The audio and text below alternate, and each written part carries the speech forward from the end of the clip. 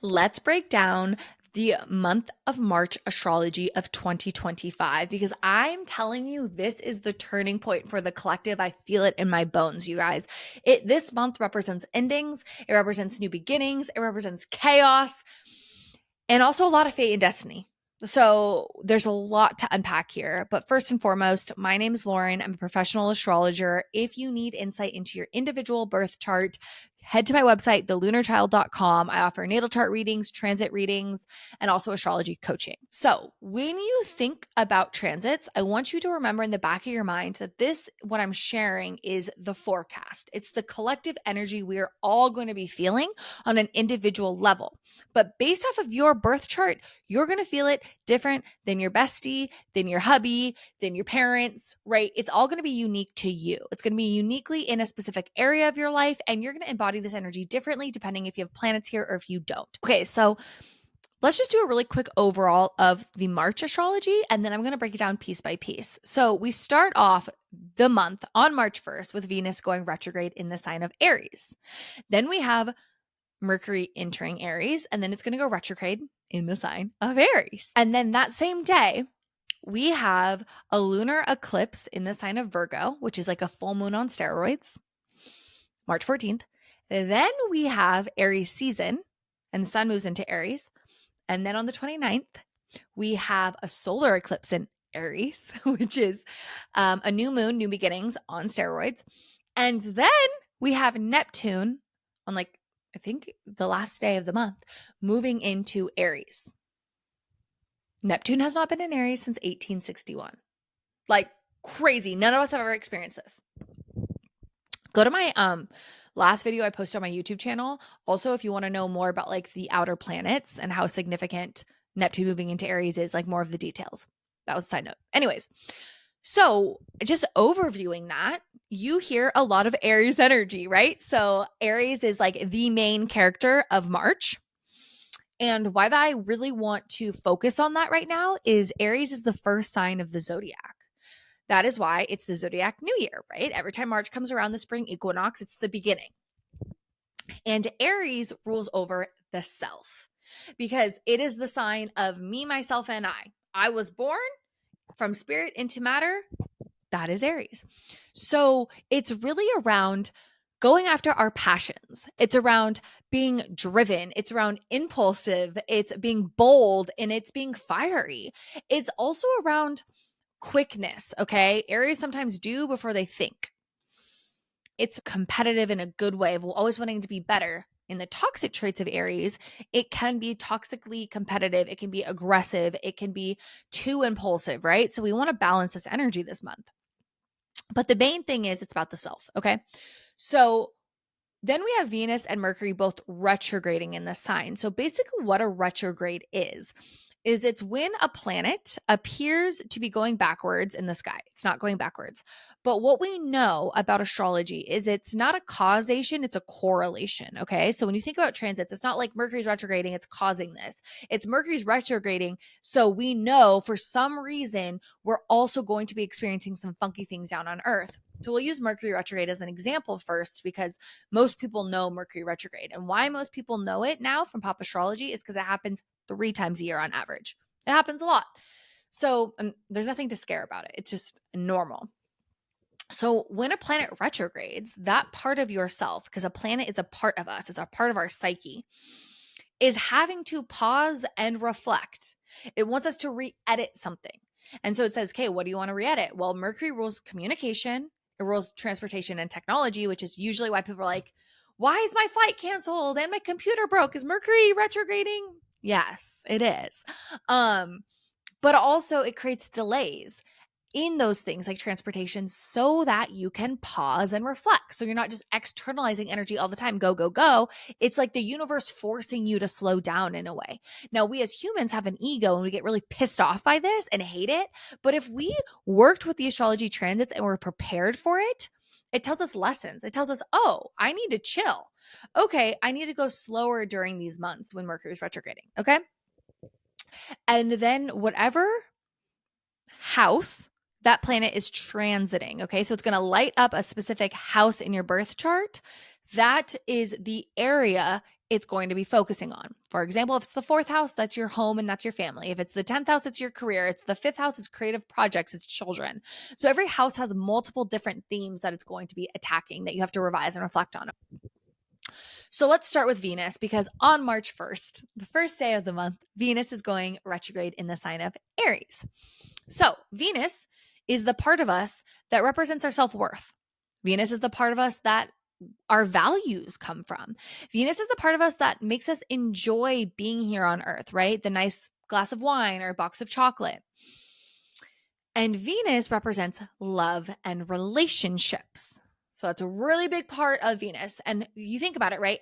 Self-worth is directly related to your relationships. How worthy do you feel to be in a partnership? And how worthy you feel is how your partner is going to act. It's going to reflect. It's a mirroring effect. So Venus also rules over finances. Again, your net worth is directly related to your self-worth. So when Venus goes retrograde, we have to look at our relationships, all the things we've swept under the rug for the last year. They're going to be on the forefront. They're center stage now. And we also have to look at like our finances and our self-worth. Now we want to add the sign of Aries. 1, check your birth chart. What house does Aries rule? Those are the areas that you need to be looking at around these themes.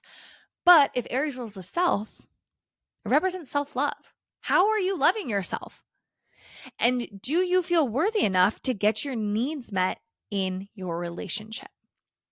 I want you to think about that. Are my needs being met in my relationship? It might feel kind of selfish, but this is that time to be selfish and to say, I need these things. It's actually not selfish. I shouldn't even say that. It's self-focused. Okay. So it's a kind of a check-in. Like, how am I functioning in my relationship? Also, are you functioning selfishly in your relationship? Is it all about you? That's another thing you might want to ask yourself during Venus retrograde in Aries. This is a time that I highly suggest you not make big purchases because you're going to feel more impulsive, right? Because if retrogrades make this planet come down and it's literally more intense, you might like want to go buy something. And then when it's direct, you'd be like, why the hell did I spend money on that? Okay. So it's not the time to spend a bunch of money. It's a time to reflect. Am I putting my money where I want it to go? And then when it's direct again, make those decisions on where you actually put the money, especially when Venus moves into Taurus. That's a great time for financial stuff, which is the next season in May. Now, also, it's not the time to get married. We do not want to get married during Venus retrograde. We do not want big things to happen. Honestly, not even really breaking up with our partner because you might change your mind when Venus goes direct. So during Venus retrograde, it's just a time to be and to observe that stuff. Now, if you're single, stay fucking single. Wait it out. I'm telling you, just wait it out. Now, again, you do you, but as an astrologer, that would be the recommendation. So Venus is going to be retrograding through Aries until March 27th when it enters back into Pisces. So we're like, oh, I'm focusing on myself. Yes. And then it goes into Pisces. And Pisces is the last sign of the zodiac. Okay. So Aries is the first. Pisces is the last. Let's just go over the energy of Pisces. Pisces represents endings, okay? It represents releasing control, trusting that there is a path for you, trusting your intuition, and honoring the fact that you are a spiritual being. You hold compassion for other people because you realize we're all human, just trying our best. That is how we embody the highest form of Pisces. That's why it rules over spirituality. It reminds us that we came from somewhere up there. We were all besties out there. We're all interconnected. And even though we might feel separate here on Earth, we're not. And that we should be holding compassion for one another at all times. Now, it represents unity, one love, Bob Marley. However, the shadow of Pisces is that it wants to feel love. It wants to feel connected. It remembers what that feeling is like to feel unconditional love, that it will literally create illusions and delusions to feel connected, to feel loved. So if you look at the world right now, a lot of people are living in a delusion, especially in America, right? We're not going to get there, but basically they think that someone's going to save them and they're not. So they're living in this illusion. And what's happening right now in the sky is that illusion will burst when Neptune moves into Pisces. I'm kind of getting ahead of myself, but That is the shadow of Pisces. Lastly, the other shadow thing of Pisces is escapism. Because it's so intense. Pisces is so open energetically and feels so deeply. It's literally the depths of the ocean. And it's our intuition that a lot of people are like, this feels way too intense. This feels really painful. I'm going to escape. And so addiction is ruled by Pisces. Mental health issues is ruled by Pisces because we tend to escape as humans, whether it's reality TV or drugs. So when Venus drops back into Pisces and it's around love and relationships, it is going to end certain relationships because the illusion is going to be gone, right? You have to take the rose-colored glasses off. Clarity is going to happen, especially because Venus is going to meet up with the planet Saturn, which is all about like taking responsibility, being very responsible, all that kind of stuff. And so relationships will end because you're going to see things clearly, and you're going to figure out, is this my person because I love them, because they're my spiritual partner, because I can feel like I can achieve with them and we can grow together on a spiritual lens? Or was this more of like a passion relationship that diffuses dying, right? Because Aries is passion, Pisces is like unconditional love. So we're going to figure out a lot of our needs when Venus is retrograde, and either it's going to be this amazing connection time when Venus hits Pisces, or relationships are going to end. So relationships are literally center stage all through March. Okay. So just like kind of let that play out for yourself. The sun will meet up with Venus and illuminate a lot of this, like put a spotlight on it. So again, ride the wave. It goes direct on April 12th. Okay. So then all the rest of April, it's going to be picking up speed. And then by May, we'll be out of that and you'll have a lot of clarity. Okay. So now let's talk about Mercury. Mercury enters into Aries on March 3rd after being in Pisces. Mercury is our mind, right? It's how we communicate. It's how we think about things. So it was in Pisces. We're a little bit more creative. We're a little bit more abstract, and we're a lot more tuned into the intuition. It moves into Aries, and we get this fire about us. We get this fire to want to just say what we want to say and just to scream from the rooftops and go after what we want, which is great. But because it's retrograding, it's not really the time to do that. So with Venus retrograding in Aries and Mercury retrograding in Aries, it's kind of unhinged energy because Mercury retrogrades March 14th, and we're going to have to watch what we say. Like I'm telling you, I think a lot of people are going to say things that they're going to regret because Aries is a hothead. It rules over anger. And if Mercury's how we talk and it's retrograding, we're just going to blurt things out and we're going to be like, oh shit, I shouldn't have said that. So table difficult conversations until Mercury's direct on April 7th, because by the time it's direct, you're going to have a clear view of what you actually want to say instead of popping off from anger or passion. Even you might like say things that you don't actually mean from a passionate perspective, and then that passion dies and you're like, ooh, I don't really like this or you anymore. Okay. So Mercury retrograde is not as intense as Venus retrograde in my opinion, but I think it layers with the fact that we have to revise and re-edit of like, what do I need? That is like the theme of March. What do I need? And why I think this is so important is these retrogrades are happening in Aries while simultaneously the sun, Saturn, the North Node, and Neptune hang out in Pisces. And Pisces rules endings, right? So there's things in our life that we have to let go of. It's the last month of the zodiac year. So it's like, I got to end these things while simultaneously we're thinking about, I want to let that go, but where do I go next? What are new beginnings? Aries rules new beginnings. So I really like this energy, and why I think it's the turning point for society is I feel like we're finally letting go of toxic shit. We're finally letting go of illusions and delusions of things that actually aren't serving us. And we're going to rebirth ourselves to what we actually want. And I find it interesting because Mars was retrograding. This isn't part of March astrology, but I will touch on it. Mars was retrograding December, January, and February. It went direct on February 23rd. And it was basically in Cancer for the majority of the time.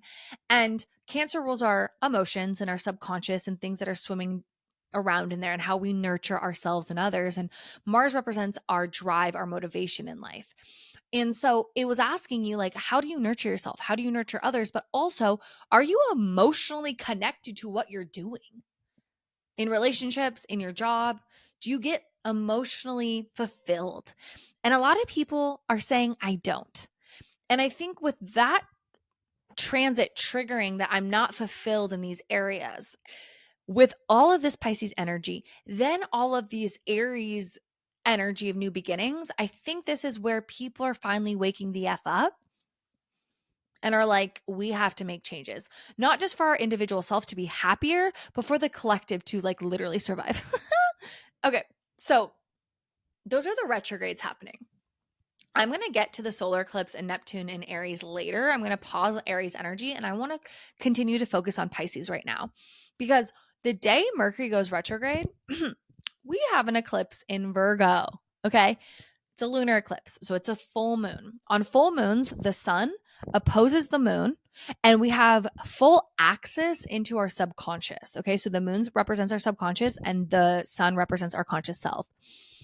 And it's an eclipse because it's conjunct the north and the south node. Now, if you want to know what the north and south node are, drop a comment and I'll do a whole video on how eclipses are created and things like that. I also have a training on my website you can take to understand it for yourself.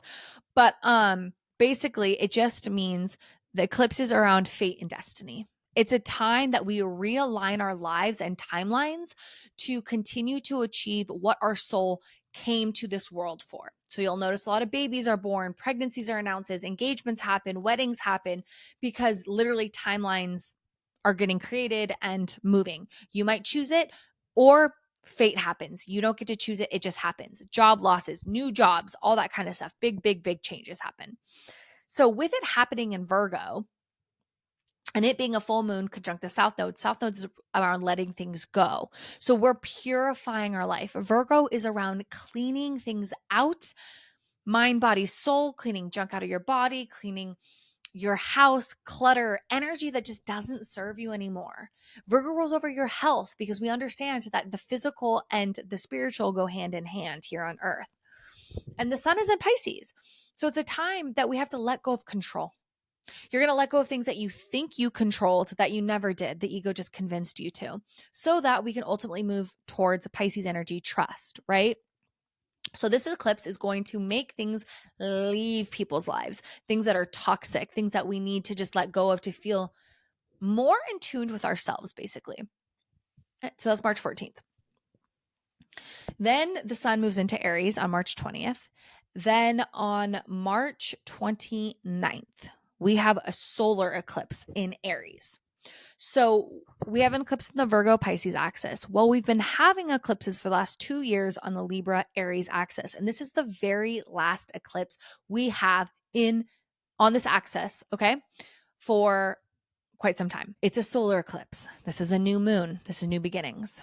We've been having so much energy be let go of the Libra area of our house. We've been moving towards the Aries energy because the North Node was in Aries and it's like a magnet. We've had to really move towards what we want to restart in our life. And this is the moment to do it.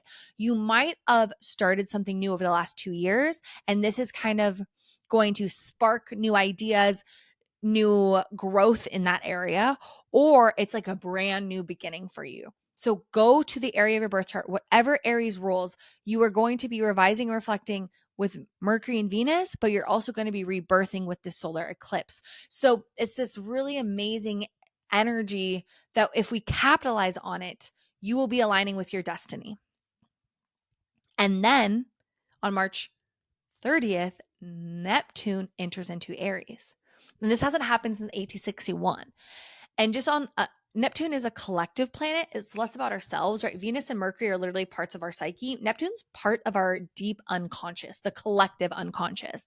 And it's the planet of intuition, spirituality. It connects us all. It's our deep spiritual unconscious. It rules Pisces. That's why it has similar energy. It's been in Pisces for 14 years. So that illusion that I was talking about was really big. Addiction, really big, right? We've had a huge opioid crisis of people just escaping the pain. But when it moves into Aries, it's going to burn down those illusions and people are going to see things more clearly. There's going to be a lot of people who woke up during Neptune and Pisces era, spiritual awakening, right? And now that it's in Aries, they're going to go fight for their rights. They're going to be spiritual warriors here on earth. And so with all of this energy, it's kind of the time that shit's going to be burnt down because Aries is fire. It's that energy that's happening. It needs to, right? And it's interesting. ChatGPT was like talking, some guy was like asking it questions, and it had such a great perspective. It said that you as humans think that everything is burning down. It's not. It's actually needing to be deconstructed to rebuild. And I think it's an interesting concept because matter cannot be created or destroyed. So if these systems have been created, they need to come down. It's the same energy, but we're going to rebuild, which loops us back to Pluto in Aquarius, right? Again, I have a podcast on this. You can go listen to it on my podcast, Karma is Calling. But Pluto in Aquarius is power to the people. Pluto in Capricorn was the top approach, government systems having power, the rich having power, and then the rest of the common folk. And it was like a triangle. Pluto in Aquarius says, we're going to invert that triangle. We're going to have the common folk get the power back. The common folk have community and within numbers create powers, and then everything else. Then the structures. The structures are going to serve the people instead of the people serving the structures and the people in power. And again, that's an 18-year transit, but currently the systems, the structures have to fall so we can rebuild within those 18 years. And with Neptune moving into Aries, this is the match being thrown to burn that shit down. So that was a lot.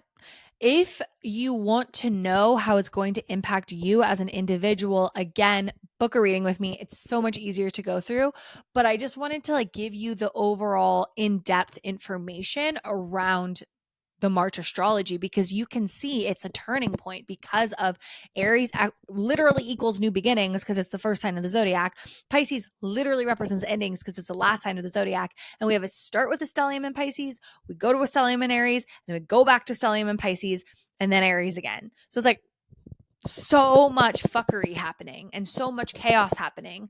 And I think it's going to really, really pan out for our benefit. And the fact that eclipses are happening at the exact same time is wild. And something that I always say with eclipses is like, you're taking the passenger seat. The universe is driving during eclipse season. It usually only happens twice a year. For twice a year, you get to sit be a passenger princess and see where your life takes you. Now, some people during eclipse season are a little bit more of an active participant to it. But sometimes the universe just does it for you because you're never going to make that decision for yourself. There's just so much amazing astrology in 2025. I want to keep going because like Saturn's going to enter into Aries. I already did a video on that. So just go look at the other videos. But yeah, hopefully this all made sense because I literally just start talking. And when I start talking, it starts coming out and I don't have notes of what I say. So I'm really hoping this wasn't confusing. As always, drop any questions you have in the comments and also any videos you want me to make because I'm getting on my YouTube era and I think it's going to be really, really fun to do long form content. So let me know in the comment section. Subscribe, follow, send to loved ones so we're all prepared. And again, this is not to fear mongle anything. This is just to use astrology to prepare for the energy ahead.